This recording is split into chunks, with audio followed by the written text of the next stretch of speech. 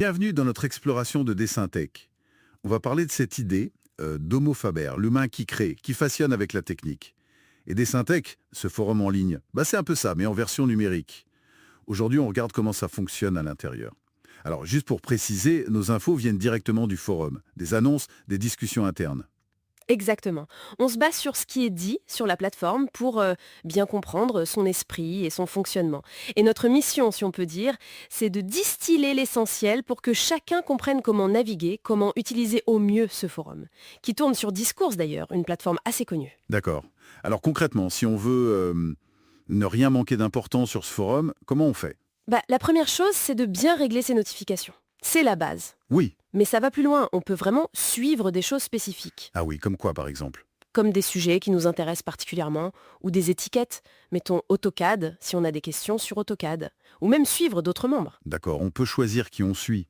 Et pour les sujets, on a du contrôle aussi? Oui, et c'est ça qui est intéressant. Pour chaque sujet, on a plusieurs niveaux. On peut surveiller, là on voit tout, absolument tout. Mhm.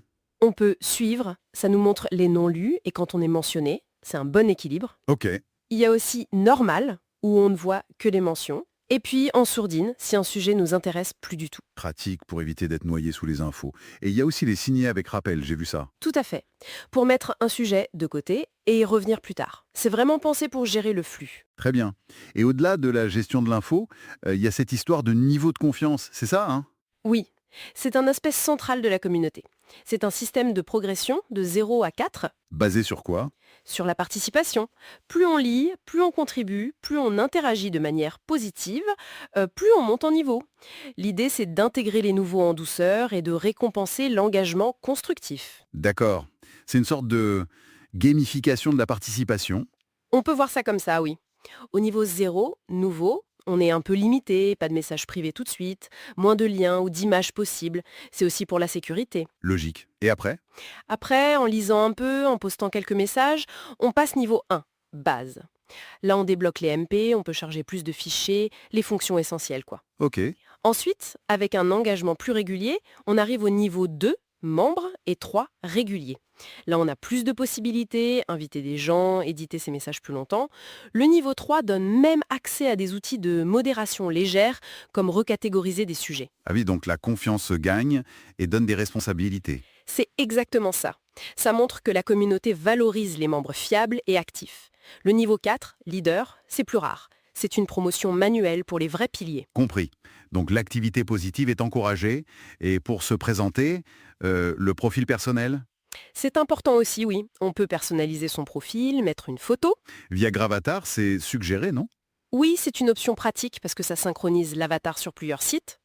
On peut aussi ajouter des liens vers ses réseaux sociaux comme LinkedIn. Tiens, justement, la connexion via LinkedIn, ça pose toujours la question de la sécurité des données. Comment ça se passe ici? Le forum récupère le mot de passe LinkedIn? Non, absolument pas. C'est un point crucial.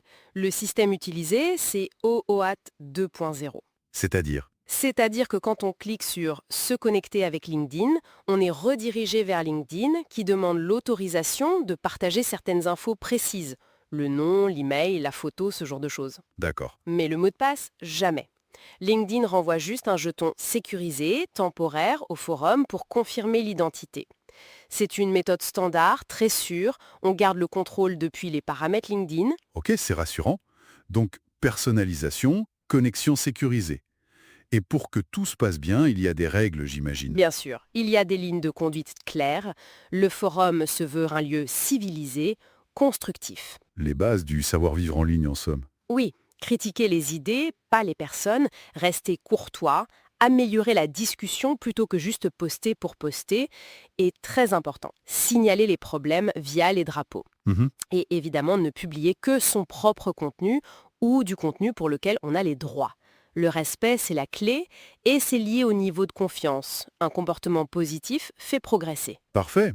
Donc, si on essaie de synthétiser tout ça, on a un système de suivi très flexible pour l'information, Oui, une structure de confiance qui encourage l'engagement positif et assure la qualité, c'est ça, des options de personnalisation et de connexion sécurisée, tout à fait. Et des règles claires pour que ça reste un espace constructif. C'est une bonne synthèse, oui.